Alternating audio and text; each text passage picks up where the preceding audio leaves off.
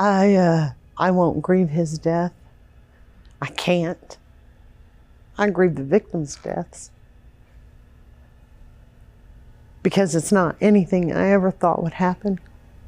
Brandon Rolle era um adolescente muito problemático que vivia em Indianápolis, no estado de Indiana, nos Estados Unidos. Sua mãe Sheila passou toda a vida de seu filho tentando ajudá-lo, ao mesmo tempo em que tentava se manter a salvo de seu comportamento violento. Foram várias sessões de terapia que pareciam não levar a lugar nenhum, e no fim ele acabaria explodindo, levando tudo que estivesse ao seu redor.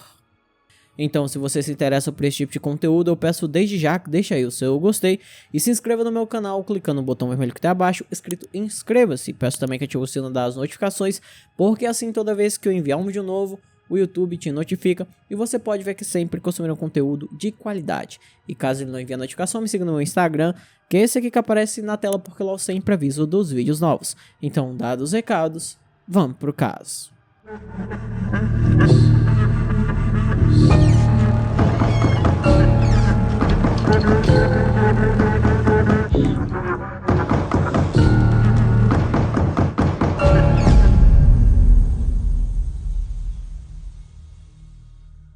Brandon Rolle nasceu no dia 20 de agosto de 2001. Quando era pequeno, sua mãe Sheila o descreveu como um menino feliz que adorava pescar e andar em montanhas russas. Porém, tudo mudou quando ele completou 3 anos. Houveram 2 grandes eventos em sua vida que mudariam para sempre a trajetória de seu futuro. O primeiro deles foi seu pai ter tirado a própria vida. Antes de seu pai fazer isso, ele costumava testemunhar seus pais entrando em brigas violentas. Quando sua mãe tentava ir embora, seu pai ameaçava atentar contra a própria vida, e eventualmente foi o que ele fez. Seu corpo foi descoberto no quintal por um vizinho, e é claro que aquilo foi muito difícil para Brandon. Ao mesmo tempo, Sheila começou a notar alguns comportamentos estranhos que seu filho vinha tendo. Com apenas 4 anos de idade, ele começou a ter ataques onde se alterava bastante quando qualquer coisa na sua rotina era interrompida ou alterada. Desde muito jovem, ele mostrava sinais claros de depressão, mesmo ainda sendo uma criança, e dizia à sua mãe que iria fazer o mesmo que seu pai fez. À medida que Brandon envelheceu, os sintomas não pararam de piorar. Sua mãe decidiu levá-lo a um profissional de saúde mental, e ele foi diagnosticado com transtorno obsessivo compulsivo, transtorno de comportamento disruptivo e transtorno de ansiedade generalizada. Para seu tratamento, a criança de 10 anos recebeu 5 mg de Lexapro, um medicamento geralmente usado em adultos.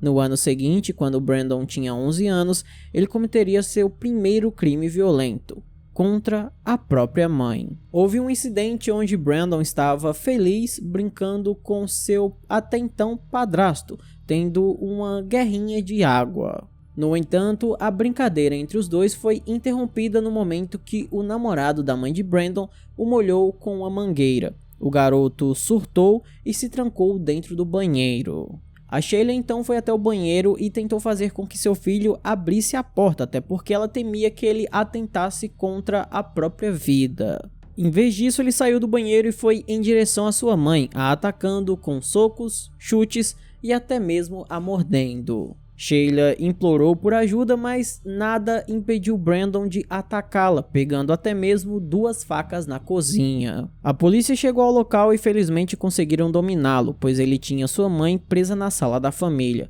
Por sorte, Sheila sofreu apenas um pequeno ferimento no antebraço.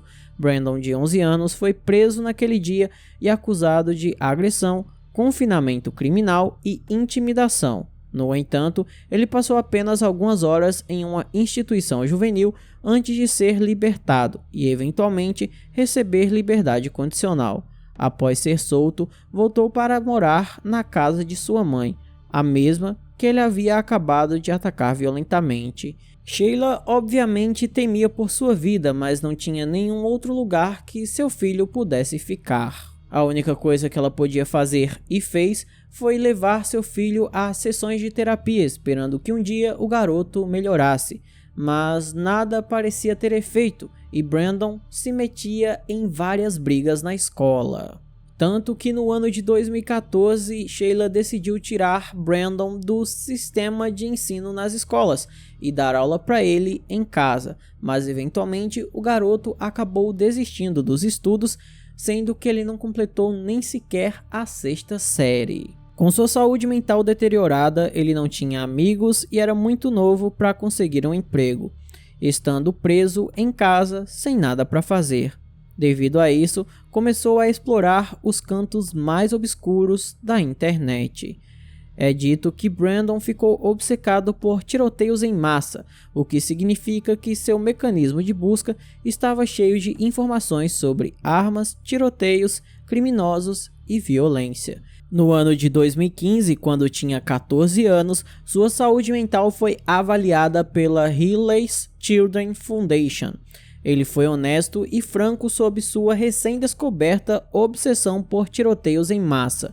No entanto, ele também dizia aos profissionais que o tratavam que se sentia mal pelas vítimas e suas famílias e que simplesmente não conseguiria se ver fazendo algo assim.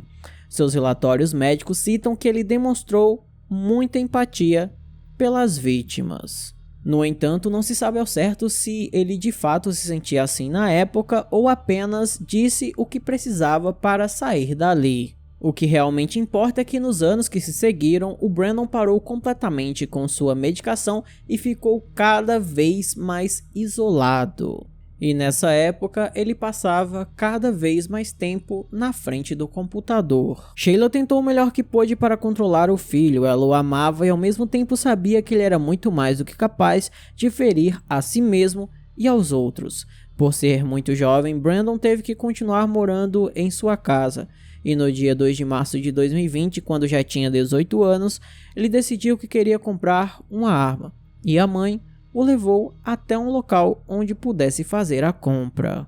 Bom, vamos lá. A Sheila sabia que seu filho era violento e que todo mundo estaria em perigo caso ele tivesse uma arma. Porém, ela também sabia que nos Estados Unidos é mais fácil um jovem comprar uma arma do que uma bebida alcoólica. Então, ela o levou até a loja para saber exatamente o que o filho estava procurando e o que ele iria comprar, para saber como lidar com aquilo. E quando ele fez a compra da arma, ele não comprou as munições. E mesmo assim, quando chegaram em casa naquela noite, a Sheila foi até um local afastado e ligou para a polícia, avisando que seu filho era perigoso e havia adquirido uma arma de fogo. Felizmente, as autoridades levaram a sério suas preocupações e no dia seguinte, a equipe móvel de assistência à crise apareceu na porta deles. Eles algemaram Brandon enquanto confiscavam a arma que ele havia acabado de comprar. Enquanto estavam lá, Brandon ficou olhando constantemente para seu computador, como se não quisesse que eles vissem. Claro que os policiais apreenderam o computador do jovem para obter seu histórico de pesquisa e o levaram a um centro de saúde mental para uma avaliação. Sheila esperava que eles pudessem colocá-lo sob observação por pelo menos alguns dias. No entanto, apenas algumas horas depois, ela receberia um telefonema dizendo para buscá-lo. Os relatórios médicos revelariam que Brandon havia dito ao médico que se sentia bem, não era suicida e não havia dito nada sobre querer morrer. Eles acreditaram em sua palavra e o entregaram de volta para sua mãe. Suas pesquisas no computador revelariam diferentes camadas da vida do jovem, que muitas pessoas não conheciam, sendo a maior delas sua obsessão por My Little Pony. Essa é frequentemente a informação usada nas manchetes sobre o caso, porque de fato chama muita atenção das pessoas. Brandon tinha pelo menos 2 páginas no Facebook dedicadas a My Little Pony e fazia parte de várias comunidades online. No entanto, deve-se observar que em várias ocasiões os extremistas usam a My Little Pony apenas para disfarçar o seu extremismo, como por exemplo grupos supremacistas e neonazi. O Brandon provavelmente só gostava dessa comunidade porque ele encontrava outras pessoas que pensavam como ele. Inclusive, mostrando que o My Little Pony era apenas um disfarce, o Brandon havia visitado vários sites extremistas que envolviam principalmente tiroteios em massa. Por um lado, as autoridades tinham motivos suficientes para confiscar sua arma. Por outro, o que Brandon teve que fazer foi negar tudo e o assunto foi varrido para debaixo do tapete. Porém, vale ressaltar que lá existe a Lei da Bandeira Vermelha, criada devido a um policial que teve sua vida ceifada por uma pessoa com doença mental. E baseados nessa lei, eles poderiam facilmente tomar a arma de Brandon, e depois que a arma fosse confiscada de acordo com a lei, deveria haver uma audiência de competência no máximo 14 dias após a apreensão da arma. Se uma declaração juramentada tivesse sido apresentada ao tribunal e uma audiência tivesse ocorrido, Brandon teria sido avaliado naquele momento para determinar se a arma deveria voltar para ele ou não. Nisso, as autoridades teriam mantido sua arma e suspendido sua licença, ou proibido ele de possuir armas legalmente.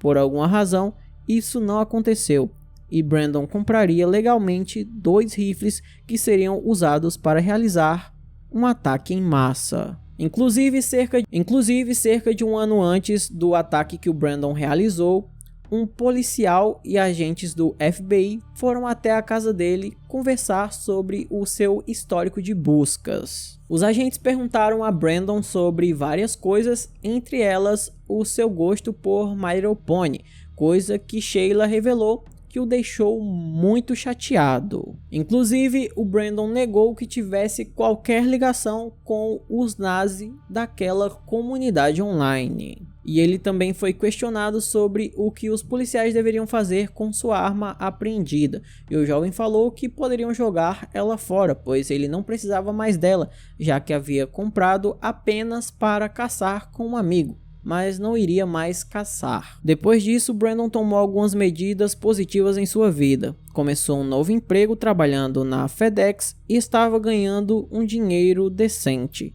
Agora que estava saindo mais de casa e contribuindo para a sociedade, sua mãe esperava que tudo estivesse mudando para melhor. Infelizmente, aquilo era apenas um disfarce para suas reais intenções.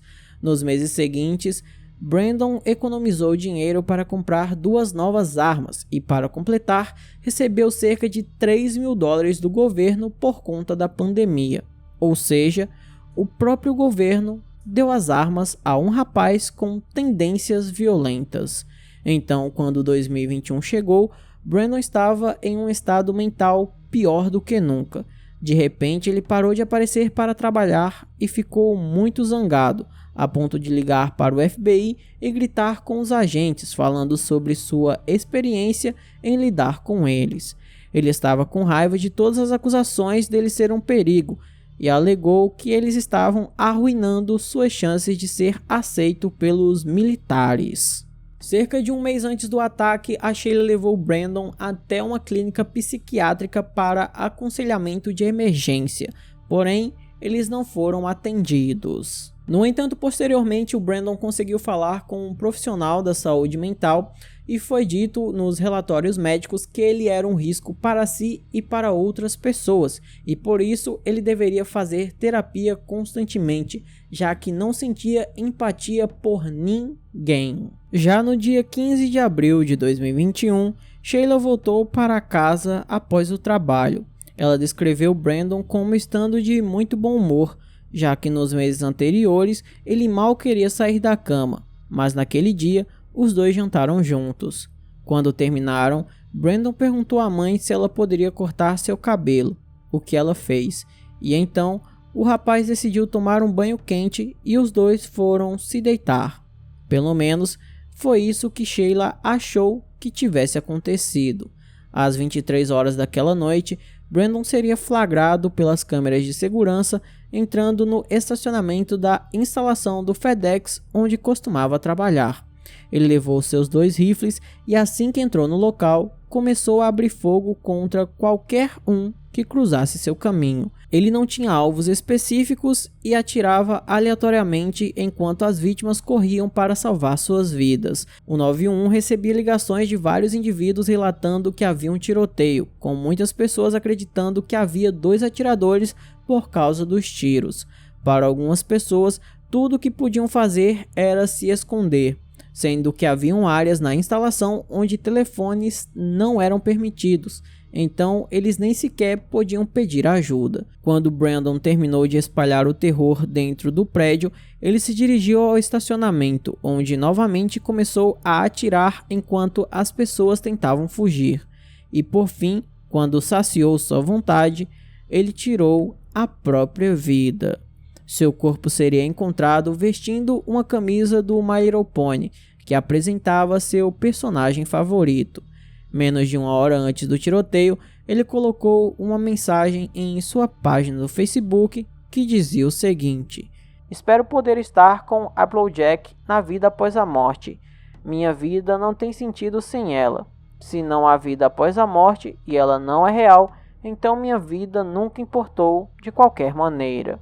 No curto tempo que durou o ataque de Brandon, ele ceifou a vida de 8 pessoas inocentes com idades entre 19 e 74 anos. Além disso, ele feriu mais 5 pessoas. Infelizmente, todos os sinais de alerta foram ignorados, mesmo com a Sheila tentando conseguir desesperadamente ajuda para seu filho, nada de significativo foi feito, e o final dessa história, que poderia ter sido diferente, acabou sendo uma trágica cena de terror. Então esse foi o vídeo de hoje, espero imensamente que vocês tenham gostado da forma como narra os casos e nunca do que acontece. Se você gostou, eu peço que deixe um like, se inscreva no canal, mande para todos os seus amigos, me siga nas redes sociais. Se quiser apoiar o canal, temos várias opções como o Pix, o Seja Membro, o Valeu Demais e o Apoia-se. Vai de você escolher qual é a melhor, qual que você prefere.